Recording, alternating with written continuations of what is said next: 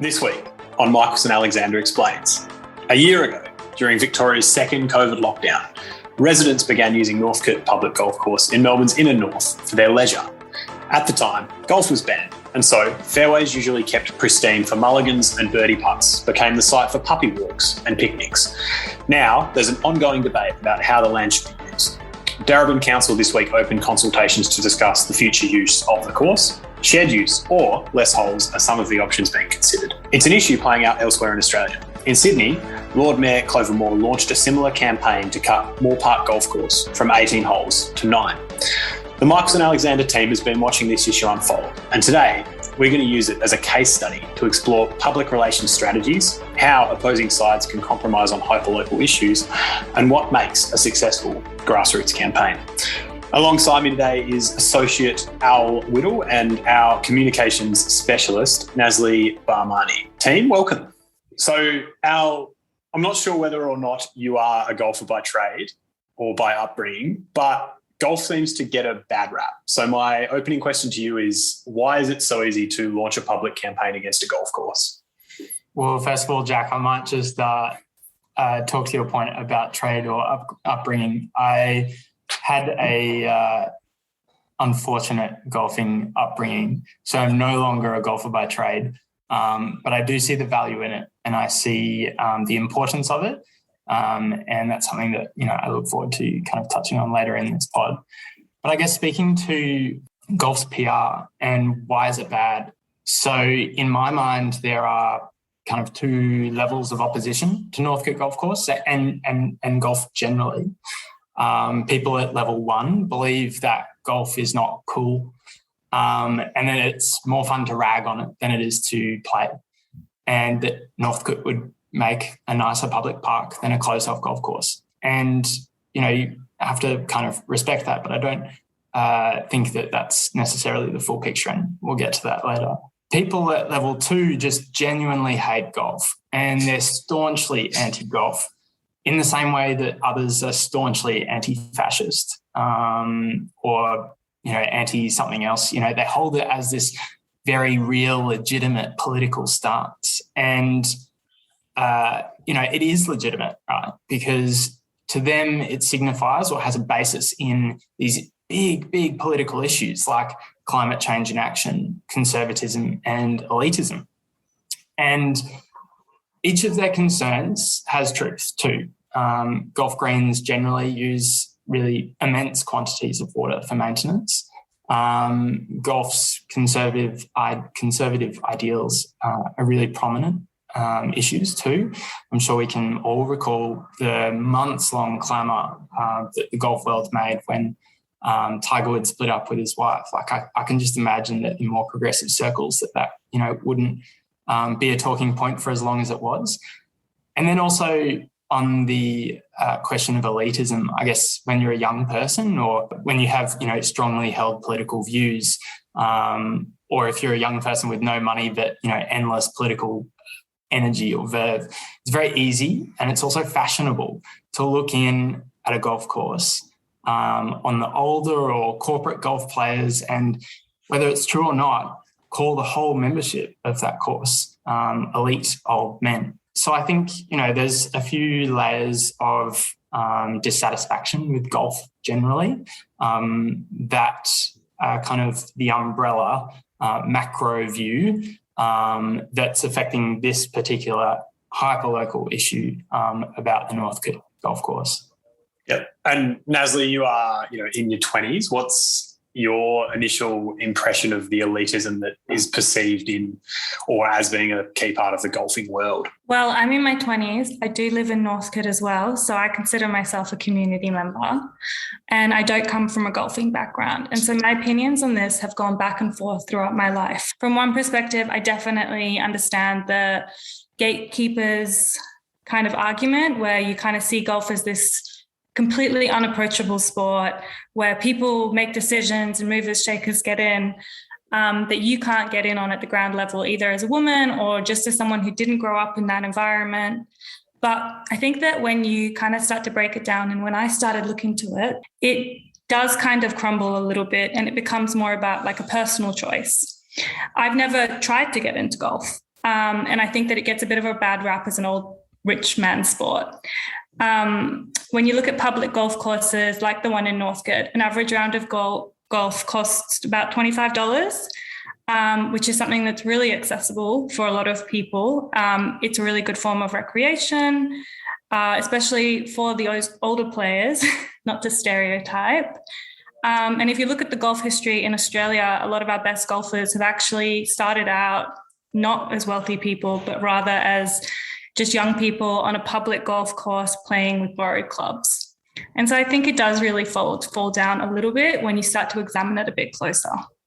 Yeah, and obviously golf has made a lot of moves in the last decade or so to try and change its image. But Al, in terms of a key message, what should they be trying to communicate to the general public to change that, perception of golf as an elitist sport? And I think probably being linked to people like Donald Trump has not done a huge amount of good for the overall picture. Thanks for asking that, Jack, because I think it's a really interesting one where as younger people, we have this tendency to lump in older people, who have had lifetimes to experience the world, to have jobs, to grow wealth as well. And we confound, the wealth that older people might have with the essence of being an older person. And I don't think that that's a fair one to make, particularly in the context of golf, where it is one of the only accessible sports or forms of recreation for people who might have limited mobility, such as older people. So I think something that golf can do to change that image is to, at the same time as bringing in younger players and holding them up and encouraging them to grow, also amplify the message that golf can be accessible to everyone and that older people deserve sport and they deserve recreation and training and competition just as much as any other group. But I think on the other hand, we do have to recognise that traditional golf and the traditional golf course is inherently restrictive, and that, as Nasli said, Northcote has a pretty low fee for entry, and that modern golf courses are not like that traditional golf course anymore. And for the ones that are, they should be open to and take on new ideas. And so, Nasli, as a community issue, the Northcote debate gets pretty unique in terms of the fact that it's community versus community rather than the community uniting against developers, which is something that we've seen in other similar debates across Australia. When we were talking about, it's easy to argue against the council taking away half a golf course for development. So in Sydney and Queensland, where they were trying to take 18-hole golf courses and turn them into eight holes.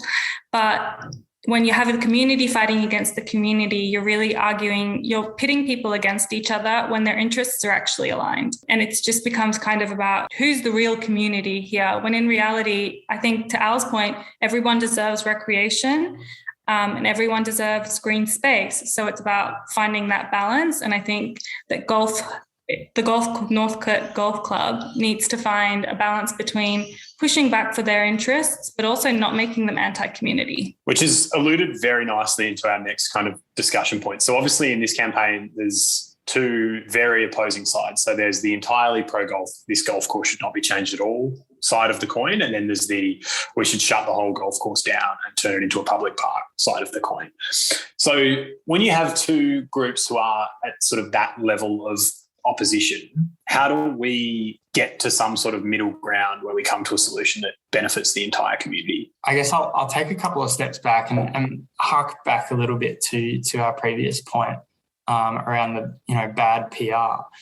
I think that this is a really funny campaign because both sides, the golfers and the golf course, and then the other side being the anti-golf campaigners and the Greens councillor who raised this as an issue. Both of these groups are divisive because they have markedly bad PR problems, for this issue, which is hyperlocal, but at the same time harks back to these bigger political problems that both sides are infamous for. Reaching a compromise can only happen if both of these groups throw out their, worries about elitism or perception of elitism or conservatism or only for, old, rich, white men, essentially, throw out these very general worries and consider instead what the golf course issue means for this community only. At this very community, hyperlocal level, what is the issue here? But also, I think there's a need for both of these sides to recognise that COVID-19 was a genuine advent of real change for communities, and we should be reconsidering what we do with public land. So what you've kind of alluded to there a little bit, Al, is that there's actually a commonality between the two groups who both want to obviously ensure that they have a community that has public land and public parks for different uses available. So is the kind of argument and the war over a golf course actually not the real issue that we should be looking at? We actually should be talking together as two community groups and actually working out how do we plan our local council areas better so that there's more green space overall for everyone at all times, as there's that kind of inner city sprawl effect.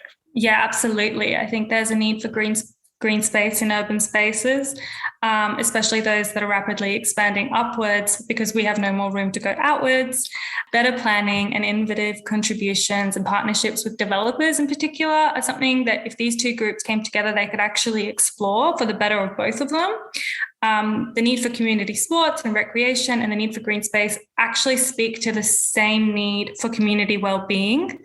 And so I feel like they're both two sides of the same coin. And when you set those two sides against each other, you actually set people up for poor outcomes. And I don't think that's what anybody wants here. I love that, Neslie. And particularly, in the context of Darabin, which is, renowned for its abundance of concrete and asphalt and, being a bit of a concrete jungle. And so there's a bit of work underway about how these two groups can actually work together for the benefit of one another, and some research that's begun. So do you want to kind of open that can of worms a little bit for us, guys?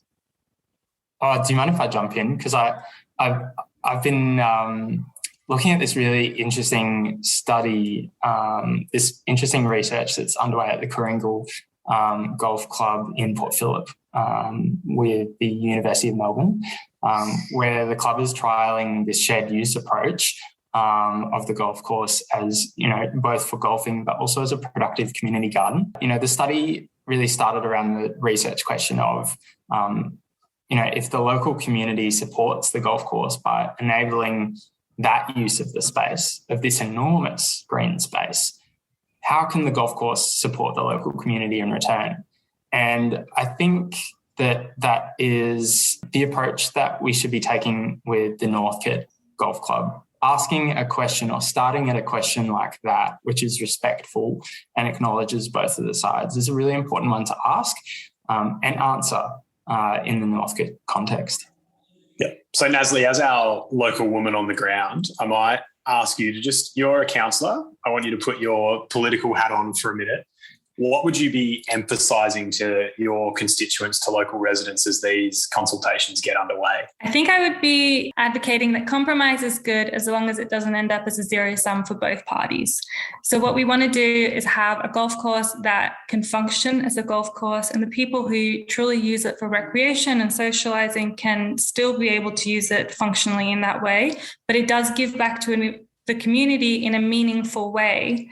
That community members are happy with, and they feel supported by the institution that they're supporting, essentially. And I think it also works in a bit of a circular direction, where if the golf course can compromise on certain things, it actually goes to that PR problem that golf has in general about it being exclusive. Maybe you do have, one day a week where the golf course is open to the public for walks or things like that. Or like what they're trialling, where you said, Al, where you kind of make part of it like a community garden. The exact compromise is really dependent on the area. Mm-hmm. And I hope that they'll really undertake some extensive research into what's going to work for everyone. You've both drawn out some really nice nuggets around grassroots campaigning, the stakeholder engagement challenge that this one presents. So let's tie that all back together. And you guys obviously in your jobs here at Marcus and Alexander do a lot of work around what makes an effective campaign, how you effectively engage with stakeholders. So in this kind of instance, what's the starting point to make sure your grassroots campaign cuts through? Before we get to any kind of engagement with stakeholders, every single party that's a part of this conversation needs to understand that at the end of the day, it's about a golf course. It's about a parcel of land. There is genuinely no value in using hateful language or vandalism to sway the decision-making process either way. Because, as we've been talking about, like both of these groups have bad PR problems already. You don't need to heighten them or make them worse by, engaging in vulgar language or picking on people or, harming people, whether it's verbally or physically or vandalizing property. It just doesn't need to be done. I totally agree, Al. And I think that a really good practical starting point is just do an accurate audit of what the community needs actually are. So in this case, we're talking about green space. So an assessment of the green space in this area versus, the accessibility of another course, for example, like in the area. And I know that it's actually the only course in the northern suburbs. So I definitely think that's a point that we should consider. As well as proximity to other green space, quality of other green space. All those issues, all those facts should be on the table before we start to talk about what it is that my personal opinion is. And I think that that's where the council really should be starting. And I hope they are.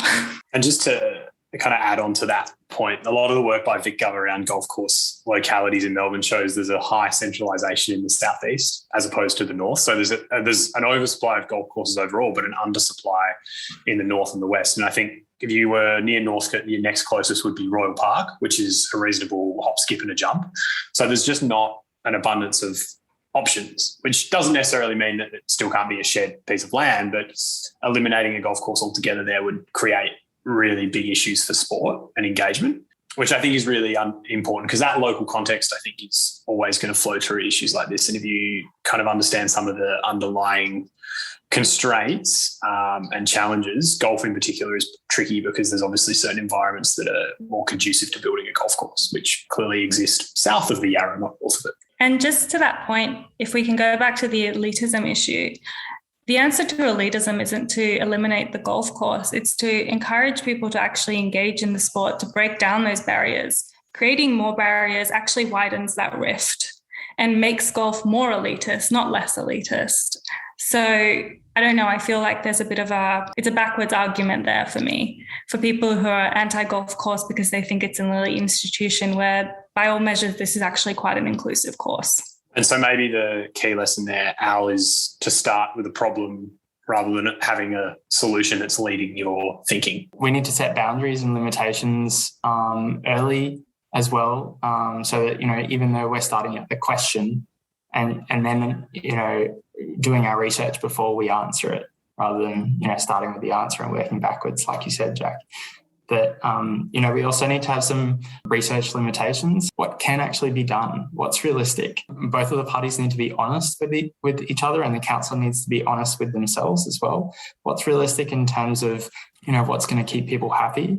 But I guess also a really obvious one is what's realistic in terms of the council's budget. Obviously, the public golf course is sustainable because otherwise it wouldn't be there anymore. And is any other alternative going to be sustainable? If it is going to be sustainable, how do you keep it that way?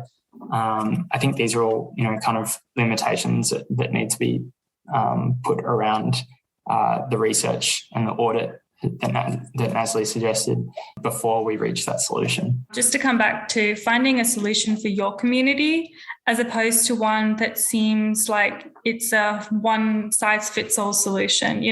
What's going to fit for one community isn't going to fit for another, and we can't be judgmental about the needs of one community versus another. By way of example, there was the community campaign against a Woolworths being developed in Mosman Park in one of the wealthiest suburbs in Sydney. And, there was quite a bit in the media about how it was ridiculous and it was super elitist and why don't they want a Woolworths? But you know what? We really can't judge that community by that measure. That was something that they need, and they lost that case. But they got a couple of concessions from Woolworths. So they got a bit of a compromise where everyone kind of got something. And I think the outcome from what I can see is actually better. So I'm all about communities arguing for their needs. I just want communities to really focus on what it is that their community actually needs. That is a great note to end on today. So thanks for that, Nasli.